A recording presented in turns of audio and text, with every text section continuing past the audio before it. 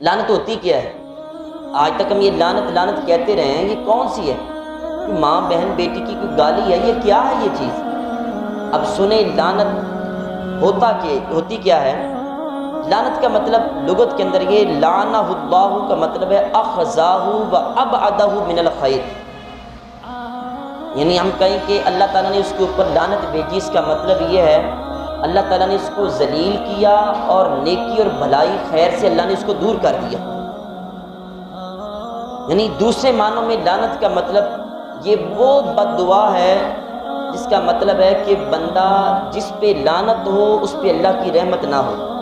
دیکھیں میں یہاں پہ بیٹھا ہوں، آپ یہاں پہ تشریف لے کے آئے ہیں تو ہمارے اوپر اللہ کی رحمت ہے تو ہم یہاں پہ حاضر ہو گئے نا۔ یہ میں علم بیان کرنے کی سعادت حاصل کر رہا ہوں، اب سننے کی سعادت حاصل کر رہے ہیں، پہلے تشریف لے کے آئے ہیں، یہ رب کی رحمت ہے۔ میرے رب کی رحمت نہ ہو تو پھر تو کچھ بھی نہیں ہے ہمارے پاس۔ تو جس بندے کو آپ کہیں کہ اس کے اوپر اللہ کی لعنت ہو، اس کا مطلب ہے کہ یہ اللہ کی رحمت سے دور۔ اب دیکھنا یہ ہے کہ جس بندے کو ہم کہہ رہے ہیں کہ اس پہ اللہ کی لعنت ہو، کیا وہ لعنت کا مستحق ہے یا نہیں ہے؟ یہاں حدیث شریف میں کہا گیا ہے، فرمایا گیا کہ جو بندہ احتکار کرتا ہے، ہوٹنگ کرتا ہے، ذخیرہ کرتا ہے، اس پہ اللہ کی لعنت ہو، ملعون لعنتی ہے وہ شخص۔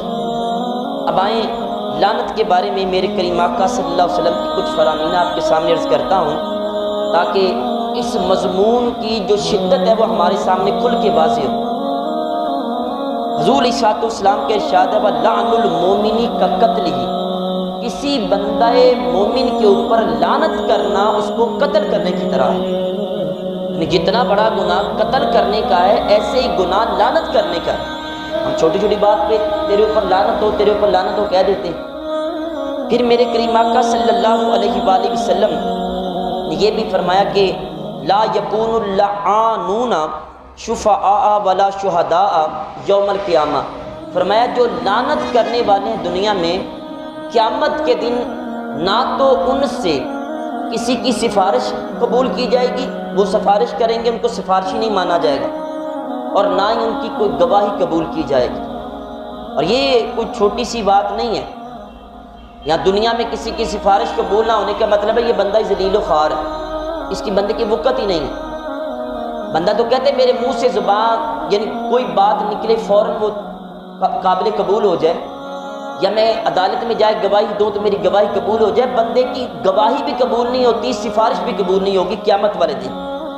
پھر میرے کریم آقا صلی اللہ علیہ وسلم کا یہ بھی ارشاد ہے، فرمایا کہ لا تلاعنوا بلعنت اللہ ولا بغضبہ ولا بالنار، فرمایا لعنت نہ کیا کرو آپس میں ایک دوسرے کو، یعنی یہ نہ کہا کرو کہ تجھ پہ اللہ کی لعنت ہو، یہ بھی نہ کہو اللہ کا غضب ہو تمہارے اوپر، اور یہ بھی نہ کہو کہ تمہارے اوپر جہنم کی آگ واجب ہو جائے، تم جہنم میں چلے جاؤ۔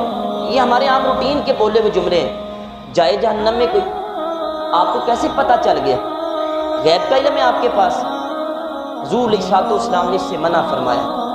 آپ جو حضرات بات بات پہ لعنت ملامت کرتے ان کو منع کریں، کہ حضور صلی اللہ علیہ وسلم نے اس سے منع فرمایا ہے۔ اور ہماری عورتوں میں یہ بات بہت زیادہ ہے، لعنت ملامت کرنا، غضب کرنا۔ اللہ کا غضب ہو یہ ویسے ہی جملہ کفر کے اوپر مبنی ہے۔ کیا اللہ کسی پہ غضب کرتا ہے؟ اللہ تبارک و تعالیٰ وہ تو رحمتیں بھیجنے والا ہے، جو ظالم ہیں جو کافر ہیں اس پہ بھی اللہ تعالیٰ کا غضب ہوتا ہے، باقی بندہ مومن